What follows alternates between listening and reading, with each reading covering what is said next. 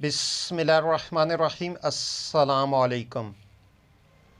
حضرت امام علی علیہ السلام نے ارشاد فرمایا،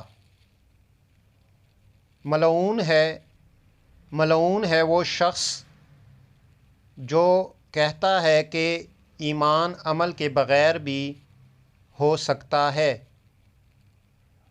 اگر ایمان صرف زبانی اقرار ہوتا تو پھر نماز، روزے اور حلال و حرام کے نازل کرنے کی ضرورت نہ تھی۔